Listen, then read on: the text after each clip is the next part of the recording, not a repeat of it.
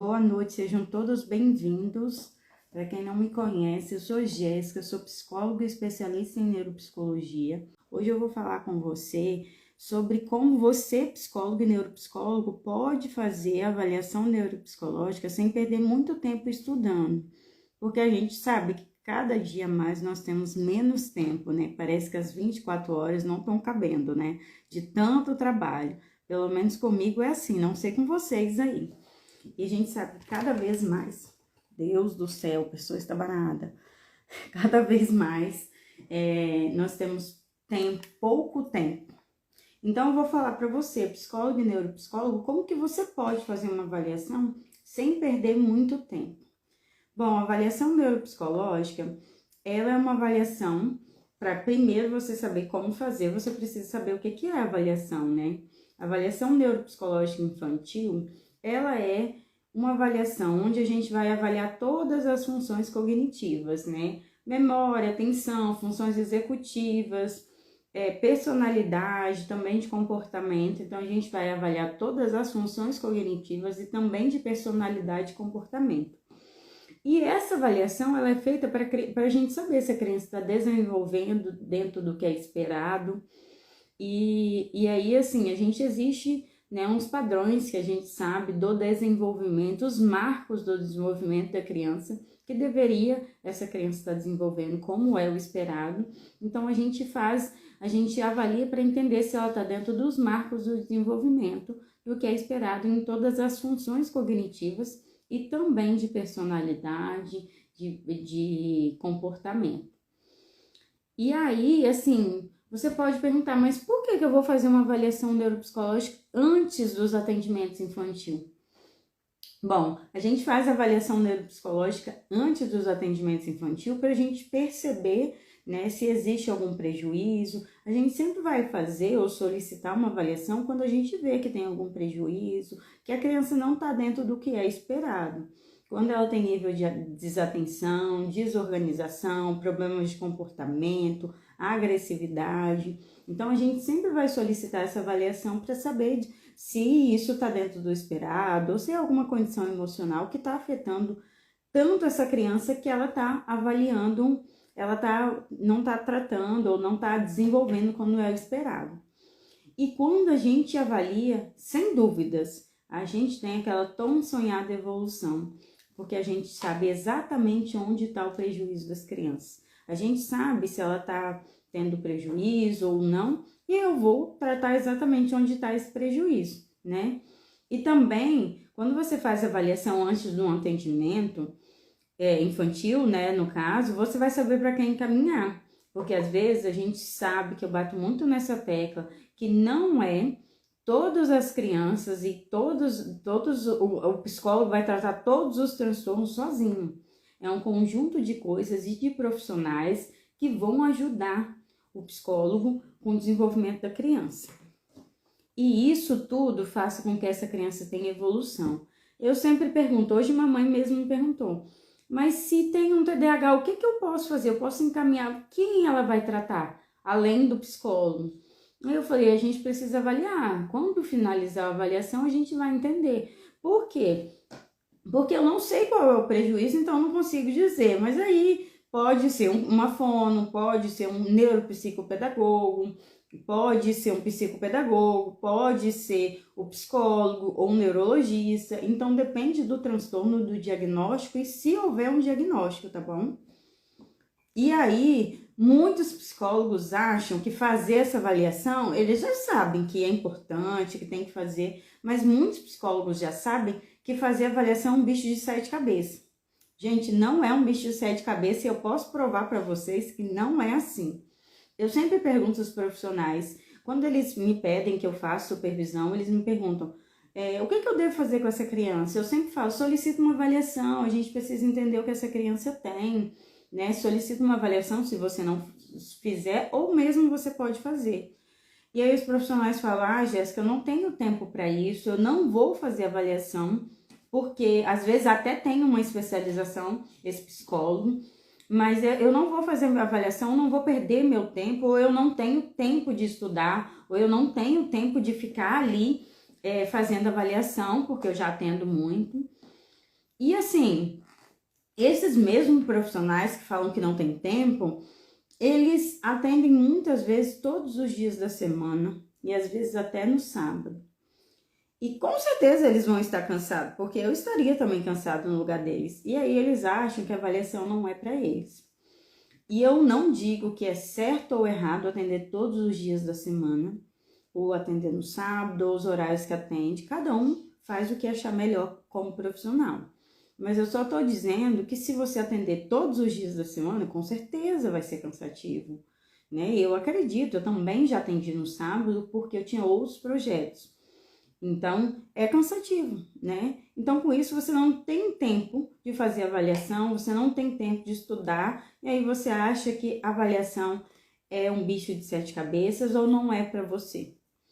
Só que não tem nada de errado você não querer fazer isso, não tem nada de errado você não querer atender todos os dias, entende? O que tem de errado é que muitas vezes seu paciente evoluirá muito mais rápido, muito melhor através de uma avaliação, né?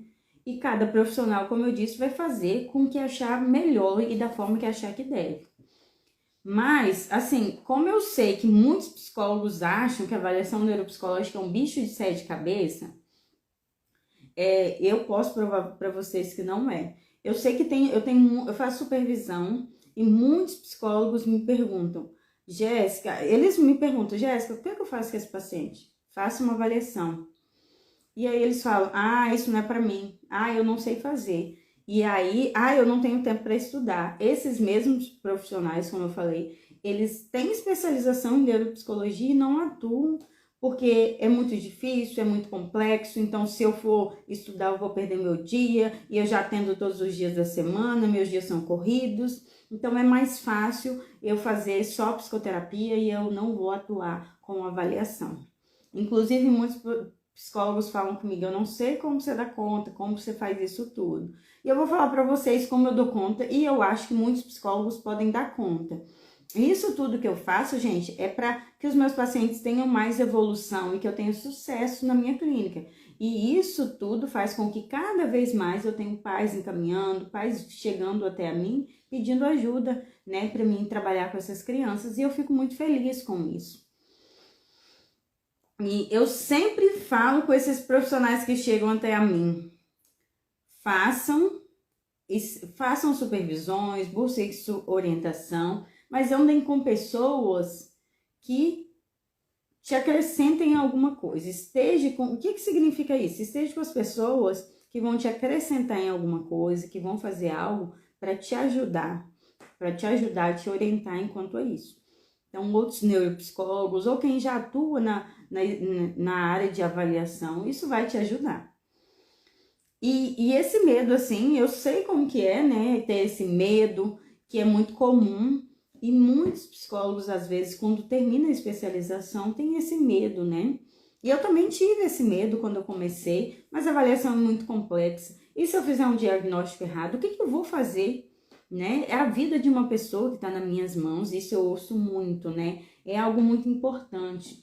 E eu não digo, qualquer trabalho de qualquer psicólogo é muito importante, sabe?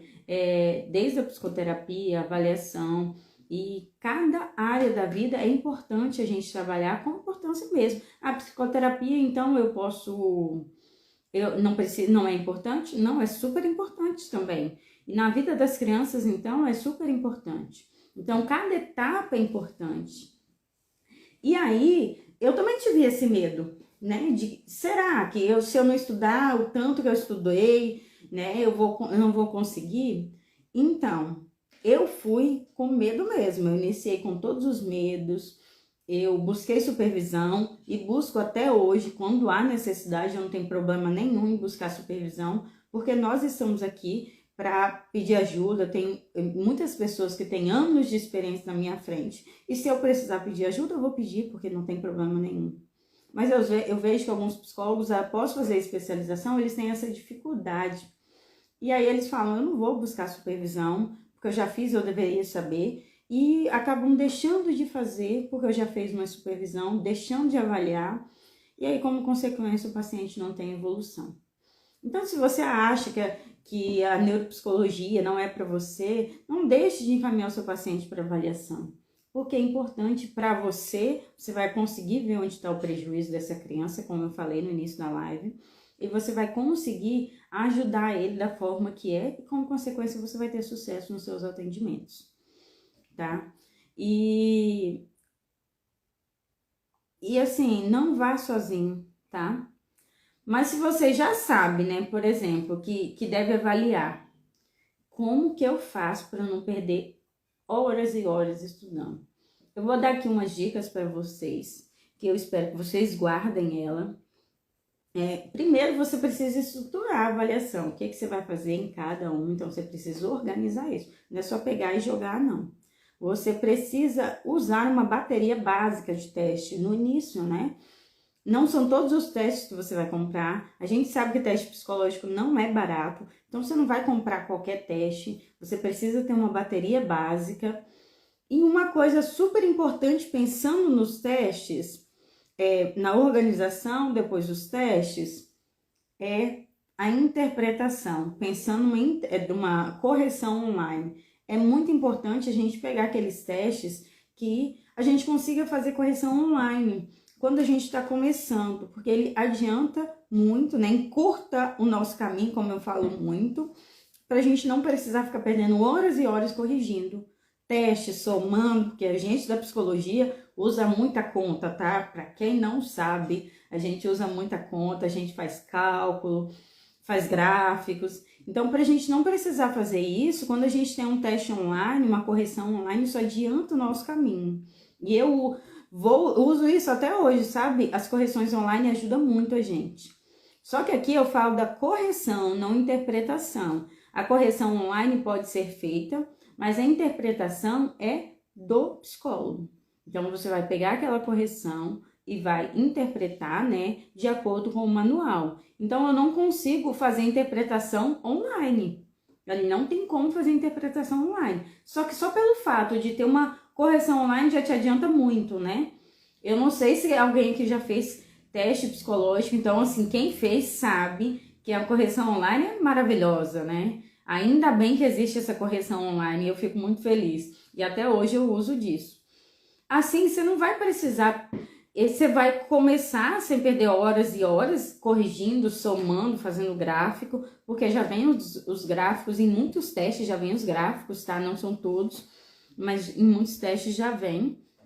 E uma parte muito importante para quem está no início da carreira de neuropsicóloga é fazer supervisão. Eu já fiz muita supervisão desde o início da minha carreira e até hoje, como eu falei com vocês agora mesmo.